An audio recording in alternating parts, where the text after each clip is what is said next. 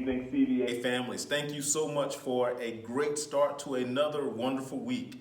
Indeed, we've learned a lot over the past few weeks in reference to starting the new school year and getting everyone acclimated. And so I'm so glad to be able to give you some additional information tonight. First, thank you so much for the phone calls and the emails. We have heard from you, parents, and giving us some really great advice and some tips in reference to how to make things easier for students and parents to navigate through. We realize that there are so many changes, and so we have taken your advice and made a simplified way to communicate with all of our parents. Now, I know many of you are saying, Norris, there's so many different places where my student has to go for different apps and different platforms to find information. And I promise you that the platforms that we're using, they're the same platforms that students have been accustomed to using at their previous schools, and they're the ones that students that are in brick and mortar schools are currently using.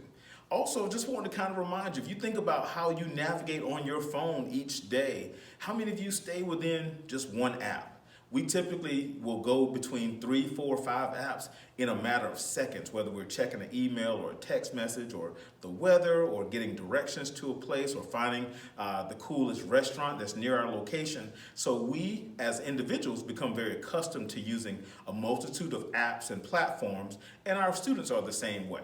Now, we wanted to make sure that we provided that in as simplistic of a manner as possible, and so we have made those necessary adjustments to have simplified communication.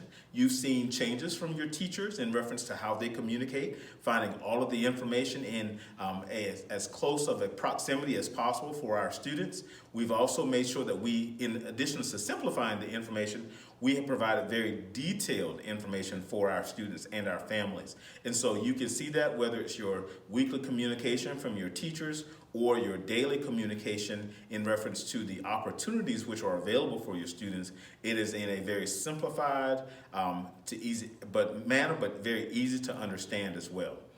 Surprisingly, it is time for interim reports, and so attached in this email, you will find the ways that you will monitor your students' progress.